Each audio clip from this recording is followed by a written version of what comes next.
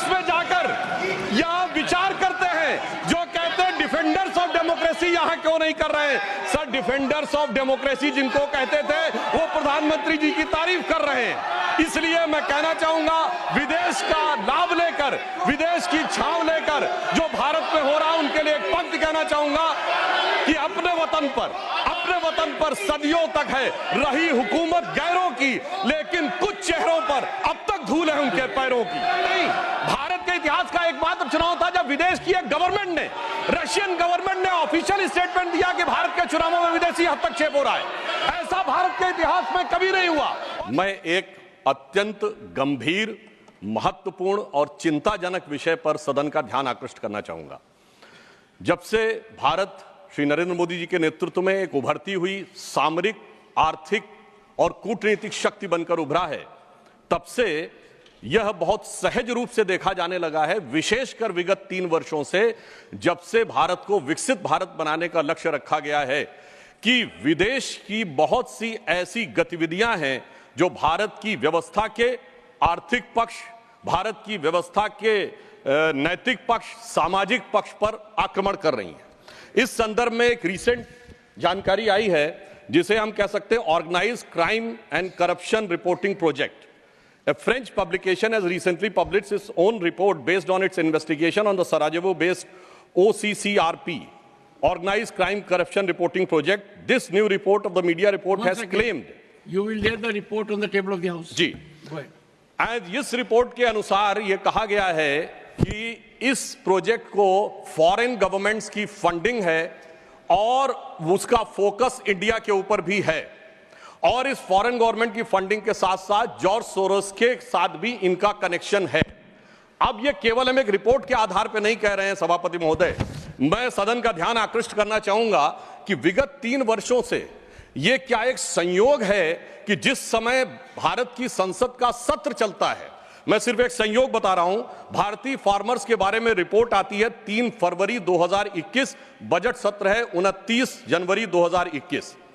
Pegasus report आती है 18 जुलाई 2021, monsoon सत्र है 19 जुलाई 2021। उसके बाद 31 जनवरी 2023 से भारत की संसद का बजट सत्र शुरू होता है और 24 जनवरी 2023 को हिंडनबर्ग रिपोर्ट आती है। जनवरी 2023 में भारत की संसद का सत्र शुरू होता है और 17 जनवरी 2023 को बीबीसी की डॉक्यूमेंट्री आती है, इंडिया द मोदी क्वेश्चन। और गंभीर महत्वपूर्ण बात है, 20 जुलाई 2023 को भारत की संसद का सत्र शुरू होता है और मणिपुर वायलेंस का वीडियो 19 जुलाई 2023, ठीक एक दिन पहले जारी होता है। पूरे सीक्वेंस में अगर हम चलें तो महोदय मैं याद दिलाना चाहूंगा कि 10 मई 2024 को कोविड वैक्सीन के बारे में एक रिपोर्ट छपती है, जिस समय भारत का चुनाव प्रचार अपने पूर्ण उसके ऊपर था। फिर अभी वर्तमान सत्र, हम बताना चाहते हैं कि मानसून सत्र 22 जुलाई से 9 अगस्त के बीच में शुरू होता है और 10 अगस्त को हिंडनबर्ग की रिपोर्ट आती है। वर्तमान सत्र 25 नवंबर से प्रारंभ होता है और 20 नवंबर को अमेरिकन कोर्ट के एक अटॉर्नी की रिपोर्ट आती है एक बिजनेस हाउस के संदर्भ में। मैं सिर्फ देश के सामने बात रखना चाहता हूं। I allow Sudhanshu Trivedi to continue. मैं सिर्फ यह बताना चाहता हूं कि विगत चुनाव भारत के राजनीतिक इतिहास के एकमात्र चुनाव थे जब विदेश में कोई रिपोर्ट नहीं, मैं विपक्ष के सदस्यों से कहना चाहता हूं, रिपोर्ट नहीं, भारत के इतिहास का एकमात्र चुनाव था जब विदेश की एक गवर्नमेंट ने, रशियन गवर्नमेंट ने ऑफिशियल स्टेटमेंट दिया कि भारत के चुनावों में विदेशी हस्तक्षेप हो रहा है। ऐसा भारत के इतिहास में कभी नहीं हुआ और इसके बाद दूसरी सरकार के द्वारा उसका खंडन किया गया। महोदय, मैं अपने विपक्ष के साथियों से पूछना चाहता हूं कि यह जान के हो रहा है या अनजाने में? अगर अनजाने में हो रहा है तो ईमानदारी से आइए और खुलकर चर्चा करिए।